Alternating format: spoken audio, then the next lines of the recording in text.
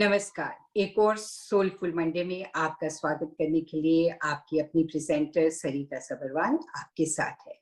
Soulful Monday में हम किसी न किसी विषय पर चर्चा करते हैं और ये बातें आपके मन को भाती हैं। आप हमें इसकी फीडबैक भी देते हैं, बताते हैं हमें कि ताना जी ने जो बताया वो बहुत अच्छा था और हमें बहुत कुछ सीखने को मिलता है। उसके लिए मैं तहे दिल से आप सबको धन्यवाद करना चाहूंगी। इसी तरह से सोलफुल मंडे देखते रहिएगा। आज श्री कृष्ण जन्माष्टमी है। जन्माष्टमी की सभी को बहुत बहुत बधाई हो। आप सभी जानते हैं श्री कृष्ण का जन्म कारागार में हुआ था। वासुदेव और देवकी जी के घर में ये पुत्र पैदा हुआ था, लेकिन इनके मामा जो कंस थे वो इन्हें मारना चाहते थे। इसीलिए उन्होंने इन्हें एक टोकरी में डालकर परवाह कर दिया था और नंद जी एंड यशोदा जी ने इनका पालन पोषण किया था। इनके बचपन के बारे में बहुत सी कहानियां हैं। बहुत नटखट थे, माखन चोर थे, आपने बहुत कुछ सुना होगा। लेकिन आज हम ताना जी से ये जानना चाहेंगे कि श्री कृष्ण ने बहुत अच्छे अच्छे उपदेश दिए। श्री कृष्ण ने अर्जुन को बहुत अच्छे उपदेश दिए थे और वो एक बहुत ही ज्ञानी पुरुष थे। तो इसके बारे में हम बात ज्यादा करेंगे। उनके बचपन के बारे में आप सभी जानते हैं कि नटखट थे, गोपियों के साथ उनका किस तरह से चलन होता था, या फिर जब बहुत छोटे थे तो माखन चोर थे।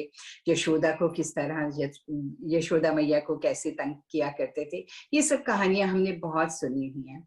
तो आइए आज गीता का क्या सार है वो जाने हम अपने मेहमान ताना जी आचार्य जी से। ताना जी हमें समझाएंगे। ताना जी के बारे में मैं आपको बता दूं कि बहुत लिटरल पर्सन है। He is Hindu philosopher. और अगर किसी भी तरह की कोई भी सेरेमनी आपने अपने घर में करानी हो तो उसके लिए भी ताना जी इज द राइट पर्सन। तो आप ताना जी को कांटेक्ट कर सकते हैं। अब ताना जी आपका स्वागत करते हुए मैं प्रोग्राम की शुरुआत करती हूँ। एंड जन्माष्टमी की आपको भी बहुत बहुत बधाई हो। आपको भी कृष्ण जन्माष्टमी के बहुत बहुत बधाइयां हुए। आप जानते ही हैं कि भगवान कृष्ण और भगवान राम के चरित्र के बिना हमारे भारतीय संस्कृति का वर्णन नहीं हो सकता है। उनके बिना उनको हम कह नहीं सकते हैं। भारतीय संस्कृति इन दो नामों पे अभी ऐसी टिकी है, भगवान राम और भगवान कृष्ण। हम उनको नेक्स्ट टू गॉड की तरह जो देखते हैं, उनका नामस्मरण करते हैं। उनके बाल लीलाओं से लेकर के उनके जीवन के अनेक घटना तक हमारे लिए बड़ी प्रेरक होती है। भगवान कृष्ण एक ऐसे श्रेष्ठ महान चरित्र और उनका जीवन और उनके क्वालिटीज है कि हम उनको भगवान के रूप में कहते हैं। जी। ये जो महापुरुष श्रेष्ठ होते हैं उनमें बहुत गुणों का ऐश्वर्य होता है। जो कुछ राष्ट्र और समाज के लिए कुछ करते हैं तो उनको हम भगवान के नाम से कहते हैं। तो भगवान कृष्ण, भगवान राम, भगवान बुद्ध और ऐसे नामों से कहते हैं।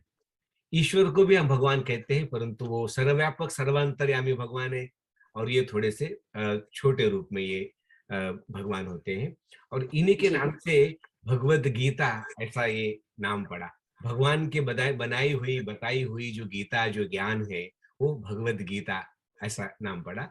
और वो इतना अच्छा है कि उसमें कहते हैं कि जो वेदों का सार उपनिषद, उपनिषदों का सार गीता, और वो गीता जो है हम सभी के लिए हमारा धर्म ग्रंथ है, अर्थात वेदों के सार के रूप में हम मानते हैं। तो विचार कीजिएगा, हमारा जो धर्म ग्रंथ है वो भगवद गीता, उसके बनाने वाले उसका उपदेश जो है उन्होंने अर्जुन को किया, तो कितनी बड़ी बात है हमारे लिए भगवान कृष्ण।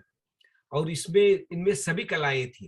जो एक महापुरुष में, जो एक योगेश्वर में, एक भगवान में जो इतने गुण होने चाहिए, सारे के सारे गुण होने के कारण उनकी पूजा हम बहुत करते हैं। और स्पेशली उनके जन्माष्टमी के दिवस पर तो बहुत समारोह होता है, बाल लीलाओं से लेकर के उनके उपदेशों तक। पर आज हम थोड़े से उनके जो गीता का उपदेश है, जो उनकी फिलॉसफी है, उनकी जो शिक्षा है, उसकी चर्चा करेंगे। क्योंकि हम कई बार ऐसा हो जाता है कि महापुरुषों के चित्र बना करके चित्र की पूजा में बहुत समय लगाते हैं और चरित्र की पूजा करना भूल जाते हैं। पर हमें चरित्र के भी पूजा करना चाहिए, चित्र के भी पूजा करना चाहिए, अर्थात उनका आदर करना चाहिए। चित्र का जी। तो आदर चित्र के रूप में करना चाहिए, सुंदर-सुंदर चित्र बना के, सजा करके, और चरित्र की पूजा उनके चरित्र के आचरण से हमको करना चाहिए। हम्म। उन्होंने गीता में ही कहा हुआ है कि यद यद आचरति श्रेष्ठ तत् तदेव इतरो जन स तत् प्रमाणम कुरुते लोकस्तद अनुवर्तते। जैसे महापुरुष अपने जीवन के चरित्र से चरित्र को अपने समाज में करते हैं, तो बाकी सभी लोग उसको प्रमाण मान करके उनके उनका आचरण करते हैं, उनका अनुगमन करते हैं। तो इसलिए महापुरुषों के चरित्र का अनुगमन करना ही हमारे लिए, सामान्य मनुष्य के लिए बहुत अच्छा होता है। अ, जी। होता क्या है कि हम लोग राम को मानते हैं, कृष्ण को मानते हैं, गुरुओं को मानते हैं, पर उनकी बातों को नहीं मानते। तो होना ये चाहिए कि कृष्ण को तो मानो, पर उनकी बातों को भी मानो। भगवान दोनों राम ने। को मानो तो भगवान राम की हम्म। बातों को भी मानो। उनके अनुसार जी। आचरण करो, ताकि हम भी भगवान हम्म। राम और कृष्ण की तरह श्रेष्ठ बने, भगवान बने। ये उसका मुख्य तात्पर्य होता है। क्योंकि ईश्वर की तरह तो बनना बहुत मुश्किल है, क्योंकि वो तो बहुत ही बड़ी चीज है।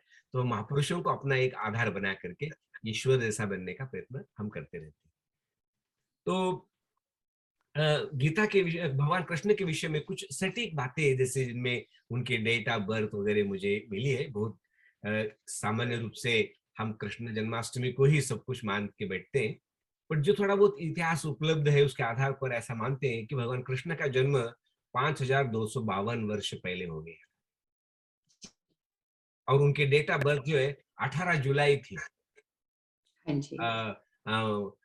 3228 BC, हाँ और जी। मंथ श्रावण का था, डे अष्टमी था, और नक्षत्र रोहिणी था, वेडनेसडे था, और रात्रि के 12 बजे उनका जन्म हो गया, ऐसा बताते। और कृष्ण जी का जो जीवन है वो 125 वर्ष 8 महीने 7 दिवस उनका उनका जन्म काल था। वाह, 125 125 बरस। ये तो कुछ नहीं, और भी बड़े बड़े दीर्घ आयु के लोग उस समय में थे, बट उनका जीवन इतना रहा। और उनके जो डेट ऑफ पुण्यतिथि कहते हैं ना, जैसे महापुरुषों के विषय में मृत्यु नहीं कहते, हम उनकी पुण्यतिथि कहते हैं, तो वो 18 फरवरी 3102 BC था, ऐसे हम्म। कैलकुलेट किया है मा- लोगों ने। और जब वो 89 ईयर्स के ओल्ड थे, तब उन्होंने महाभारत का वार किया था, वार में थे वो। हम्म। और उसके जी। बाद में 36 ईयर्स वो जीते रहे महाभारत के युद्ध के बाद। हम्म। 36 ईयर या 36 हाँ, इयर्स। और जो युद्ध हुआ था शुरू 3139 8 दिसंबर को हुआ था, और 25 दिसंबर को जो है वो महाभारत का युद्ध फिनिश हुआ था। राइट। ये डेट वाइज थोड़ा सा इंफॉर्मेशन था। और जी। और दूसरा कहते हैं कि उन्होंने भगवान कृष्ण को अनेक नामों से कहा जाता है, पर जैसे मथुरा में उनको कन्हैया के नाम से पुकारा जाता है, जी। उड़ीसा में अलग अलग नामों जगन्नाथ से। जगन्नाथ के नाम से, हम्म। और महाराष्ट्र में विठोबा के नाम से, जी। राजस्थान में श्रीनाथ के नाम से, गुजरात में द्वारकाधीश के नाम से, और गुजरात में रणछोड़ के दास के नाम से भी, रणछोड़ के नाम से भी जाना जाता है वो। उडुपी और जी। कर्नाटक में कृष्णा के नाम से, और केरला में गुरुवयुरप्पन के नाम से जाना जाता है। अनेक अलग अलग लोगों में नाम है। महापुरुषों को इस तरह से जी। लोग उनको मानते हैं। पर रास रसिया, रास रसिया के नाम से हाँ, लीलाधर भी बुलाते लोग, देवकी नंदन एंड गिरधर, जैसे बहुत सारे नाम हैं, अलग अलग गोपाल नाम। नंदन, बहुत नाम जी। है जी। उनके। और जी। जी। मक्खन चोर भी कहते हैं। माखन चोर या। बहुत भी कहते हैं ना, तो है।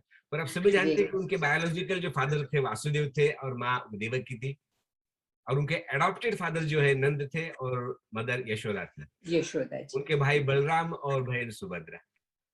जी। उनका जन्म मथुरा में हुआ, और ऐसा कहते हैं कि उन्होंने अपने जीवन में केवल 4 लोगों को मारा है। चाणूर राक्षस, कंस, हम्म। शिशुपाल और दंतवक्र, ये केवल जी। 4 ही लोगों को उन्होंने माना है। और उनका इतिहास है, जिन्होंने बहुत अति की दुष्टता में, तो उनको उनको मारना ही पड़ा वो, हम्म। तो ऐसे कहा जिन्होंने जाता अत कर दी है। थी। हाँ जी। हाँ, तो ये थोड़ी सी बातें जो स्पेशली मैं समझता हूँ कि मुझे ठीक लगी, इतनी बता रहा हूँ, बाकी और भी इसमें बातें भूत है। तो ये बातें थी उनकी थोड़ी सी जीवन के बारे में। बहुत।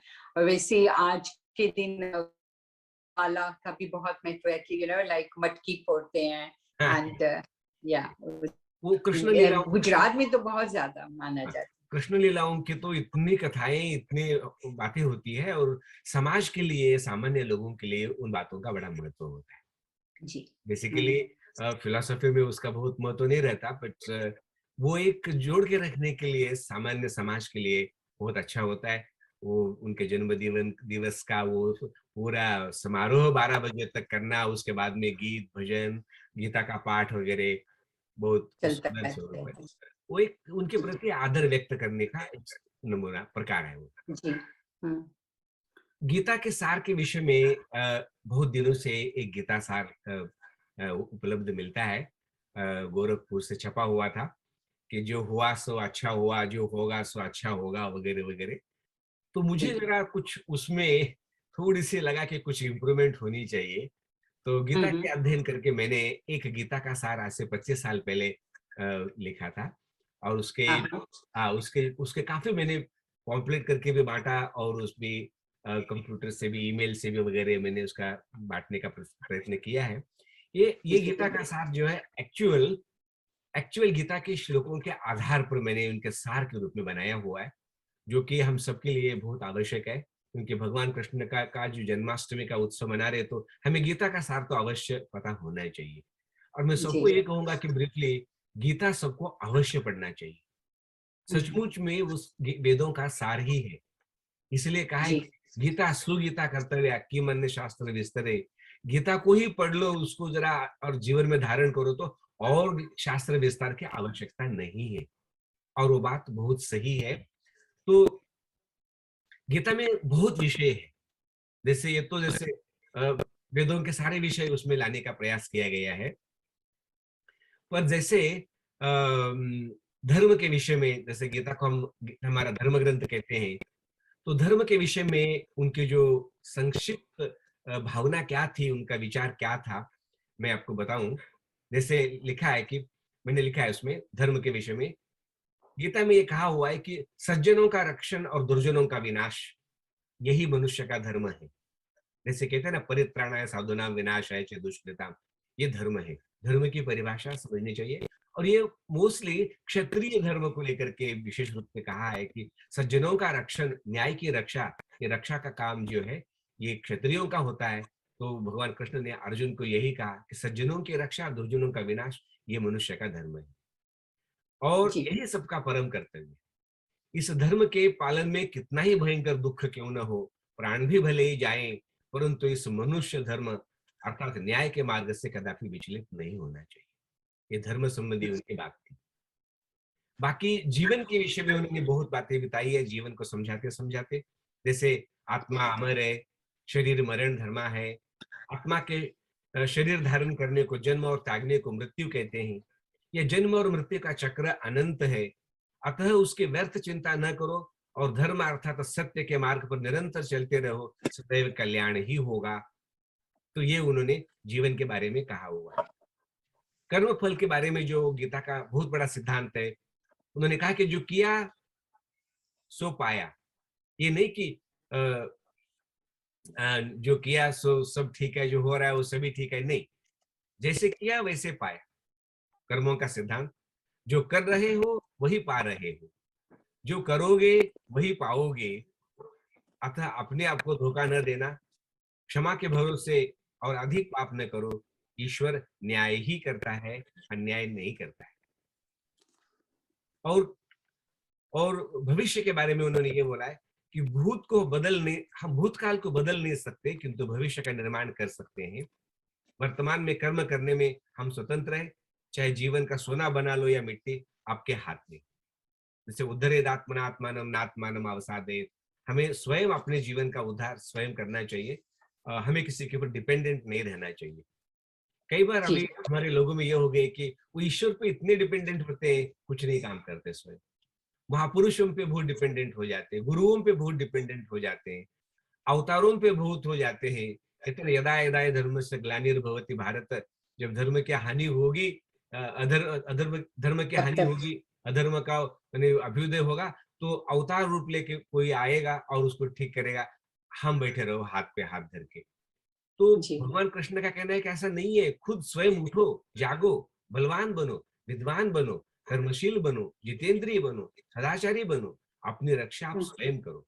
अन्याय करना और अन्याय सहना दोनों भी पाप है। ये उनकी धर्म की शिक्षा उन्होंने हमको दी हुई है। जी। ज्ञान के विषय में उन्होंने कहा है कि ज्ञान और आनंद का मूल ईश्वर है। ज्ञान भी ईश्वरीय है, इसलिए ईश्वर आनंद भी ईश्वरीय है। अतः ज्ञान से हमको वो आनंद और ईश्वर की प्राप्ति करना चाहिए। जितना ज्ञान उतना आनंद, जितना हुँ, अज्ञान उतना दुःख। और श्रद्धावान और जितेंद्रिय बनकर हम उसे पा सकते हैं कि अतः ज्ञान ही जीवन का आधार है। जैसे वेद जीवन का आधार है, ये ज्ञान के ऊपर संस्कृति हमारी आधारित है। जी। ईश्वर के बारे में बहुत सॉरी बहुत जगह अलग-अलग भी लिखा होता है गीता का ज्ञान क्या है। जैसे कि मैं पढ़ रही थी कि ईश्वर एक ऐसी विराट ऊर्जा है, जिसे इन स्थूल आँखों से नहीं देखा जा सकता। ये सूक्ष्म से सूक्ष्म है और जिस तरह एक छोटे से वट वृक्ष के बीज से बीज में विशाल वट वृक्ष सम्मोहित होता है, वैसे ही ब्रह्म में संपूर्ण ब्रह्मांड व्याप्त होता है। बिल्कुल। ऐसा भी गीता का ज्ञान ये भी लिखा हुआ है। तो पढ़ते रहते हैं हम थोड़ा बहुत, पर जिस तरह से आप एक्सप्लेन करते हैं ताना जी, बहुत आसान हो जाता है, अभी बहुत जो आसान। संपूर्ण गीता को इस इतने सिंपल तरीके से मैंने उसको बनाया है, तो इसको ध्यान जी, दे जी। तो जैसे आप गीता पढ़े, इतना सरल वो है। ईश्वर के विषय में उन्होंने ये कहा है कि ईश्वर ही पूर्ण है, सर्वज्ञ है, सर्वव्यापक है, सृष्टि करता है और कर्म फल प्रदाता है। उसके बनाए हुए सृष्टि के नियमों का पालन करना ही उसकी सच्ची उपासना है। Be obedient to God. हुँ, केवल मानना नहीं है, ईश्वर के नियमों के अनुसार चलना है, अपने जीवन में धारण करना है। ये उन्होंने ईश्वर के विषय में कहा। आनंद के प्राप्ति की उन्होंने बोला, काम, क्रोध, लोभ, मोह, ईर्ष्या, द्वेष, अहंकार आदि दुर्गुणों को छोड़कर हम यज्ञ, दान, तप, परोपकार आदि शुभ कर्म करें, फल की आशा न करें। यही आनंद प्राप्ति का, मोक्ष का एकमेव मार्ग है। हुँ। केवल ज्ञान नहीं, ज्ञान के अनुसार कर्म करना ही मोक्ष का ये मार्ग है।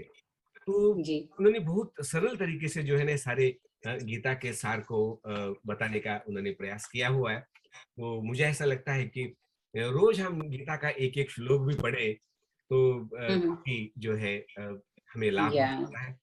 हमारे हुँ, बड़े-बड़े महापुरुष जैसे महात्मा गांधी है, ऐसे महापुरुष बहुत गीता का वो अध्ययन करते थे और आज गीता का ज्ञान संसार में बहुत प्रचलित हो रहा है। सभी लोग गीता की ओर आ रहे हैं अभी।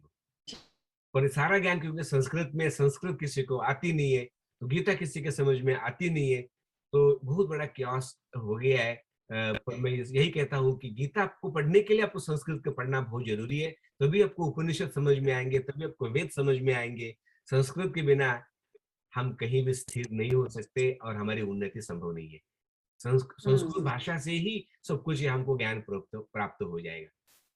जी, क्योंकि जी। सारी प्रार्थनाएँ संस्कृत में है, सारे संस्कार संस्कृत में है, गीता संस्कृत में, तो हमारे धर्म ग्रंथ की भाषा जो है, उस देश की एक एक मूल भाषा, मातृभाषा के रूप में उसका उसका पठन-पाठन और उसका उच्चारण होना जी, चाहिए और स्कूल कॉलेजों में एक कंपल्सरी भाषा होनी चाहिए, क्योंकि उसके बिना गीता का पाठ जो है अध्ययन हम नहीं कर सकते। नहीं कर मैं सकते। सबके लिए एक थोड़ा सुझाव ये देना चाहता हूँ।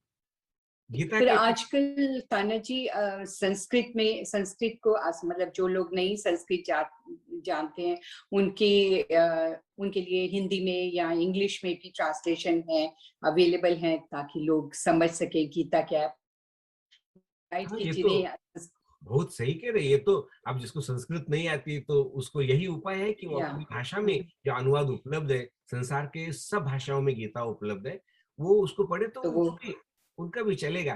बट ये है ना उनका कि भी मूल चले। संस्कृत भाषा को अब जीवित रखना, गीता को जीवित रखना ये बहुत ज़रूरी है ना। तो इसलिए हुँ, उसको एक एक सब आम व्यक्ति को उसका शिक्षण बचपन से जो है उपलब्ध हो जाना चाहिए।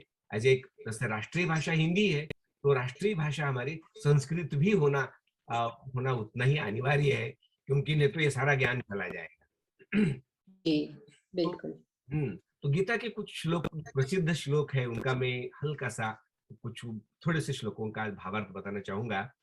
जैसे एक सबसे जी। बड़ा सबसे प्रसिद्ध एक श्लोक है, कर्मण्येवाधिकारस्ते मा फलेषु कदाचन मा कर्म फल हेतुर्भु माते संगोस्तु कर्मणि।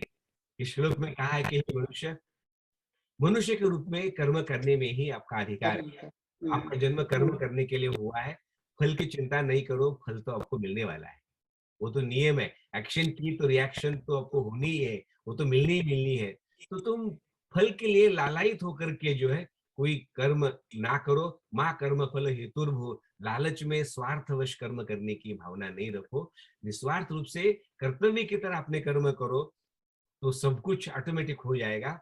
परंतु ऐसा भी न हो कि आप अकर्मणि संग हो जाए, कहीं आप कर्म करना ही न छोड़ दें। कर्म तो करना ही करना है, परंतु निस्वार्थ और फल की आकांक्षा बिना किए कर्मों को करना, ये कर्म सिद्धांत जी। का बहुत बड़ा भाव है उनका।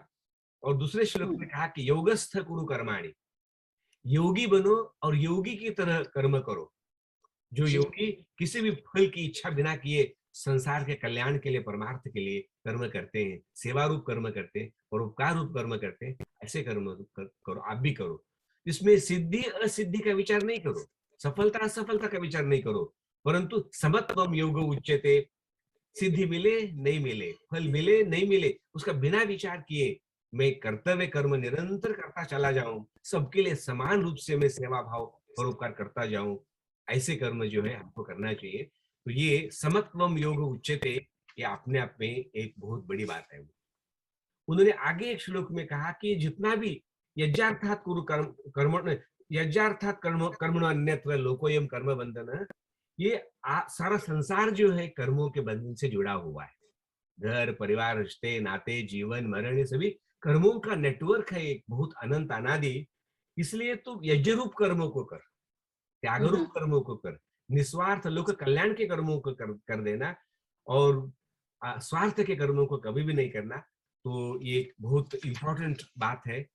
जो भी हमको मिला वो सभी हमारे कर्मों के कारण मिल रहा है, किसी को दोष देने की आवश्यकता नहीं है। पर तू निस्वार्थ कर्म तो कर तू। हम हुँ, स्वार्थ के बिना कोई कर्म करते नहीं है, तो वो कर्म कोई कर्म नहीं है, नहीं होता। धर्म नहीं है। ये जिसमें कोई ये ना सोचे इसका रिटर्न मिलने वाला है, बस कर्म करे जा, फल की चिंता मत कर तू इंसान। सो है। आप कर्म से और करिए, उन्होंने ये आपका कहना उसको यज्ञ कर्म कहा हुआ है। यज्ञ कर्म बहुत बड़ी बात होती है। उन्होंने यज्ञ का महत्व बताते हुए उन्होंने कहा कि अन्नात् भवन्ति भूतानि पर्जन्यात् अन्न संभवः। ये सारा संसार जो है अन्न खा करके बनता है, और वो अन्न जो है बारिश पर्जन्य से होता है, बारिश हो तो अन्न हो। और यज्ञात् भवति पर्जन्यः, और वो जो पर्जन्य जो वृष्टि है वो यज्ञ से होती है। इसलिए यज्ञ से सभी कर्मों का उद्भव होता है। और ये कर्म जो है, ये कर्म सिद्धांत है, जैसे करने वैसे भरने का। कर्म ब्रह्मोद्भवम विद्धि, ये कर्म की जो रचना है, व्यवस्था, ये परमेश्वर की है। परमेश्वर ने स्वयं जो है उस व्यवस्था को किया हुआ है। और वो कर्म जो है उसकी व्याख्या परमपिता परमेश्वर ने वेदों में की हुई है। तो ऐसा वो कर्म ज्ञान जो वेदों में बताया हुआ है, जो ईश्वर ने सबके लिए बताया हुआ है, तो वो कर्म ही जो है यज्ञ है। ऐसा उन्होंने यज्ञ की परिभाषा करके बहुत सुंदर उन्होंने ये बताया हुआ है। हम लोग यज्ञ को समझते नहीं है, केवल अग्नि में आहुति देने को यज्ञ समझते हैं। पर यज्ञ कर्म जो है वो लोक कल्याण के कर्मों को, परोपकार के कर्मों को कहा हुआ है। तो ऐसा यज्ञ में जीवन हमको जीना चाहिए, ये उन्होंने कहा है। धर्म की परिभाषा में उन्होंने ये कहा है, धर्म जो है अपना अपना कर्तव्य होता है। है। हुँ, हुँ। माँ का कर्तव्य, पिता का कर्तव्य, गुरु का कर्तव्य, सभी अपने अपने कर्म करे। श्रेयान स्वधर्मो विगुण परधर्मा सुनिष्ठिता, स्वधर्मे निधनम श्रेय परधर्मो भयावह। प्रत्येक मनुष्य को इधर उधर की बात नहीं सोचना चाहिए, कौन क्या कर रहा है। सबको ये देखना चाहिए कि मेरा कर्तव्य कर्म क्या है, मुझे क्या करना चाहिए, औरों को क्या करना चाहिए, ऐसा नहीं हमको देखना चाहिए। और वही कर्म आप करो। अभी जैसे कोई हेडमास्टर है, कोई मैथ्स पढ़ा रहा है, कोई कोई भूगोल पढ़ा रहा है, कोई कोई घंटी बजा रहा है, कोई स्कूल की सफाई कर रहा है, तो सभी अपने अपने काम करे। बस यही आपके लिए मोक्ष का मार्ग है। जैसे स्व स्वे कर्मणि अभिरत संसिद्धिम लभते नर, प्रत्येक व्यक्ति अपना अपना कार्य करे अपने ढंग के, बस उससे आपको मोक्ष मिलेगा। ये न सोचो कि दूसरा क्या कर रहा है और दूसरों का देख के यदि उसकी आप नकल करो, तो आप कभी भी सफल नहीं होंगे। सफल तो नहीं हो अपने सकते। कर्तव्य कर्मों को करना ही मनुष्य के लिए बहुत बहुत अच्छा है।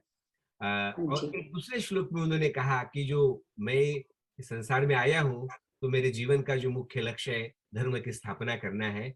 और वो धर्म क्या है? परित्राणाय साधूनां विनाशाय च दुष्कृताम धर्म संस्थापनार्थाय संभवामि युगे युगे। हम सामान्य लोग धर्म की हानि कर देते हैं, परंतु हम्म। महापुरुष आकर के धर्म की स्थापना कर देते हैं। अपना नीति, नियम, ये जो शुभ कर्म की स्थापना कर देते हैं। और सज्जनों का रक्षण करना ये हम सबका धर्म है, कर्तव्य है। और दुर्जनों का विनाश करना ये भी हमारा धर्म है। तो यही धर्म गीता में उन्होंने हम सबको बताया है, और संपूर्ण जीवन में उन्होंने यही किया। शस्त्र से भी किया, शास्त्र से भी किया, और धर्म की स्थापना कर दी, न्याय की स्थापना कर दी। तो यही होना चाहिए।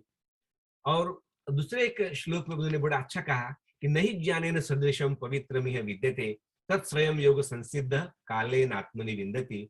संसार में सबसे पवित्र यदि कुछ है तो ज्ञान है। ज्ञान से पवित्र इस संसार में कुछ भी नहीं। बहुत बड़ी बात है। भारतीय संस्कृति की सबसे बड़ी विशेषता ये ज्ञान की है।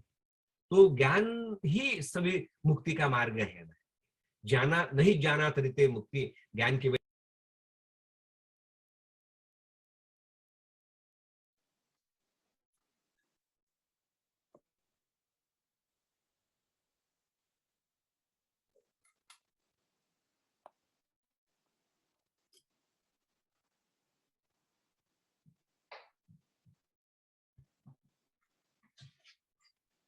ताना जी, मैं सुन नहीं आपको, आपकी आवाज़ बिल्कुल सुनाई नहीं दे रही है।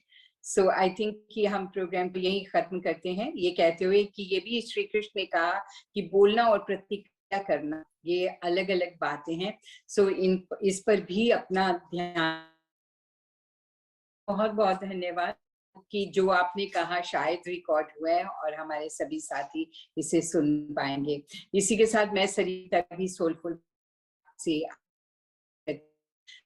है आपने ज़रूर एन्जॉय किया होगा। अपना और अपनों का ख़्याल रखिएगा और इसी तरह से प्रोग्राम देखते रहिएगा।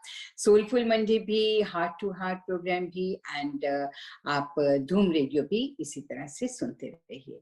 अगर अभी तक सब्सक्राइब नहीं किया है चैनल तो सब्सक्राइब कीजिएगा और नोटिफ़िकेशन के जो बेल है उस पर भी ज़रा क्लिक कर दें ताकि आपको नोटिफ़िकेशंस मिलती रहें। धन्यवाद। एक बार फिर से जाते-जाते जन्माष्टमी की बहुत-बहुत बधाई, शुभकामनाएँ ताना जी आपको भी और हमारे सभी व्यूअर्स को भी। धन्यवाद।